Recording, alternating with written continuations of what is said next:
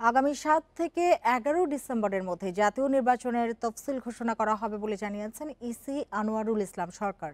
মঙ্গলবার সাংবাদিকদের কাছে তিনি কথা বলেন। এ নিয়ে আলোচনা করতে আমাদের সঙ্গে যোগ দিয়েছেন নির্বাচনী পর্যবেক্ষক প্রতিষ্ঠান ফেমার প্রেসিডেন্ট মুনিরা খান। মুনিরা খান, আপনাকে স্বাগত জানাচ্ছি। যেটি শুরুতেই আপনার কাছে জানতে চাইব যে ৭ থেকে ১১ ডিসেম্বরের মধ্যে তফসিল ঘোষণা হবে।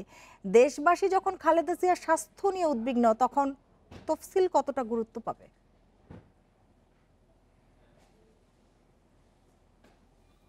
ধন্যবাদ। অত্যন্ত স্পষ্টকাতর একটা বিষয় এটা, আলোচনার ভেতরে যাওয়া এবং মতবাদ দেওয়া। তবে আমি যেটা মনে করছি, দেশবাসী কিন্তু নির্বাচনের জন্য অধীর আগ্রহে অপেক্ষা করছে। এই যে সময়টা নির্বাচনের জন্য দেওয়া হয়েছে, তারপরে রোজা, ঈদ, অন্য অনেক কিছু এসে পড়বে। তো নির্বাচনটার জন্য সমস্ত দেশবাসী কিন্তু অপেক্ষা করে আছে যে ঠিক সময় নির্বাচন হবে, আমরা দেশ আবার গণতান্ত্রিক পদ্ধতিতে সরকার পরিচালনার জন্য তাদের প্রতিনিধিকে চুজ করতে পারবে। ভোটাররা অধীর আগ্রহে অপেক্ষা করছে। এখন একটা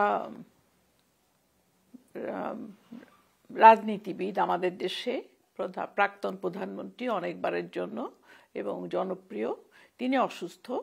আমরা সবাই তার জন্য দোয়া করছি তিনি যেন ভালো হয়ে ওঠেন এবং আবার রাজনীতির হাল ধরতে পারেন। তবে এই অবস্থার মধ্যে তিনি যে চট করে উঠে হালটা ধরতে পারবেন কিনা, কতদিন তার সময় লাগবে, এটা কিন্তু সম্পূর্ণভাবে কেউ বলতে পারছে না। তো এই জন্য আমি মনে করি যে দেশবাসী তার প্রতিও যেমন ভালোবাসা দেখাচ্ছেন, কিন্তু তারা মনে করবেন কিনা যে নির্বাচনটাই তার জন্য বানচাল হয়ে যায় সেরকম, কিংবা দেরি হয়ে যায় সেরকম আমার এখনো মনে হচ্ছে না। কারণ তাদের যে দল থেকেই বলা হয়েছে যে তার পুত্র তারেক রহমান, বিএনপির ভারপ্রাপ্ত চেয়ারম্যান, যদি না আসতে পারেন তাহলেও প্রভাব পড়বে না। তো এইটা একটা বিরাট একটা প্রশ্ন। আমাদের মনে হয় সবাই আমাদের অপেক্ষা করা উচিত যে খালেদা জিয়ার জন্য সব রকমই ভালো ভালো চিকিৎসার জন্য দেশ বিদেশ থেকে ডাক্তার আসছেন। আমরা সবাই আশা করব যে আপনি যেটি বললেন যে মুনিরা খান, আপনি যেটি বললেন যে আমির খসরু আজকে এটি বলেছেন যে তারেক রহমান না ফিরলে রাজনীতি ও নির্বাচনে প্রভাব পড়বে না, কিন্তু আগামী নির্বাচনের জন্য খালেদা জিয়া ও তারেক রহমান গুরুত্বপূর্ণ ফ্যাক্টর নয় কি? হ্যাঁ, নিশ্চয়ই গুরুত্বপূর্ণ, কিন্তু ডিসিশনটা তারেক রহমান তো নিজেই নিচ্ছে, তাকে তো কেউ বাধা দিচ্ছে না আসতে। তিনি যদি নিজের থেকেই না আসেন তাহলে তো আমাদের ভোটারদের কিংবা দেশবাসীর কিছু করবার নেই। এখন কেন তিনি আসতে পারছেন না? কেউ যদি আমার দেশে কোনো ক্যান্ডিডেট যদি দাঁড়াবেন মনে করেন, কিন্তু তিনি যদি না আসেন, তাহলে তো আমাদের দেশের নির্বাচন, এই কোটি কোটি লোকের ভোটাররা অপেক্ষা করে আছে, দেশ বহুত দিন গণতান্ত্রিক পদ্ধতিতে চলতে পারছে না, সেটা তো বন্ধ হয়ে যেতে পারে না। সবটা দিকই আমাদের বিবেচনা করতে হবে। তো আমার মনে হয় যে তারেক রহমান তো আগেও বলেছেন যে তিনি এই সময় এসে এনআইডি কার্ড নেবেন এবং তিনি ইলেকশনে করবেন, অংশগ্রহণ করবেন।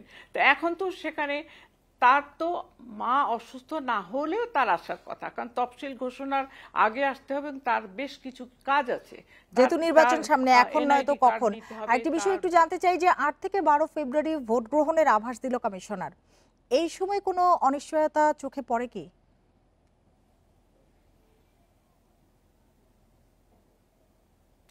এক্সকিউজ মি, কি বললেন আপনারা? আমি যেটি জানতে চাইলাম যে ৮ থেকে ১২ ফেব্রুয়ারি ভোট গ্রহণের আভাস দিয়েছেন কমিশনার। এই সময় কোনো অনিশ্চয়তা, মানে ভোট হওয়া নিয়ে কোনো অনিশ্চয়তা আপনার চোখে পড়ে কি?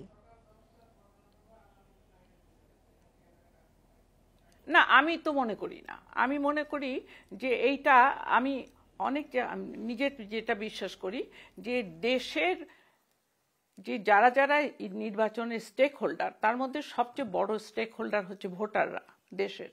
তারা অধীর আগ্রহে অপেক্ষা করছেন এই নির্বাচনের জন্য। তা কোনোভাবে কোনো একজনের জন্য কি দুজনের জন্য কি কোনো পার্টির জন্য যদি নির্বাচন বন্ধ হয়, তাহলে আমার মনে হয় যে যারা ভোটের জন্য অপেক্ষা করছেন তাদের প্রতিও অবিচার করা হবে। কারণ দেশে একটা নির্বাচন একটা টাইম থাকবে, সেই টাইমে যদি তফসিল ঘোষণা করে দেওয়া হয় এবং সেই টাইমে যদি ইলেকশন হওয়ার থাকে, তাহলে তো ইলেকশন করতেই হবে। তো সেজন্য আমি যেটা মনে করছি যে তফসিল ঘোষণাটা হয়ে যাক, হয়ে যাওয়ার পরে সবাই যখন নির্বাচনের দিকে মনোযোগ দেবে, তখন আমার মনে হয় সব প্রবলেমগুলি সলভ করার একটা সদিচ্ছা সবার ভেতরেই থাকবে। মধ্যেই চলে আসবে। আরেকটি বিষয় একটু জানতে চাই আপনার কাছে, যে দেশে ফিরলে তারেক রহমানকে বিশেষ নিরাপত্তা দেয়া হলে নির্বাচনের লেভেল প্লেয়িং ফিল্ড নিয়ে প্রশ্ন উঠতে পারে কিনা?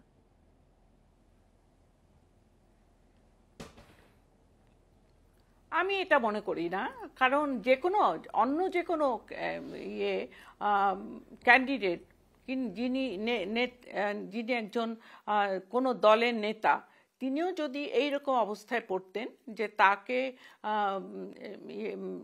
সুরক্ষা দিতে লাগতো, আইন শৃঙ্খলা বাহিনী তাকে তার জীবনের জন্য ন্যাচারালি তাকে এই সুবিধাটা দেওয়া হতো, আমি মনে করি সেখানে অন্য কারো তো সেই অসুবিধাটা নেই।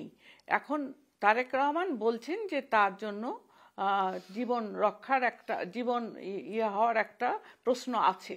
তো সেখানে যদি সরকার মনে করে যে একটা ক্যান্ডিডেটের জীবন নাশের একটা হুমকি আছে, তা সেখানে তাকে সম্পূর্ণভাবেই তার এই পারে। মুনিরা খান, আপনাকে অনেক ধন্যবাদ আমাদের সাথে যোগ দেওয়ার জন্য, আমাদের সময় দেওয়ার জন্য।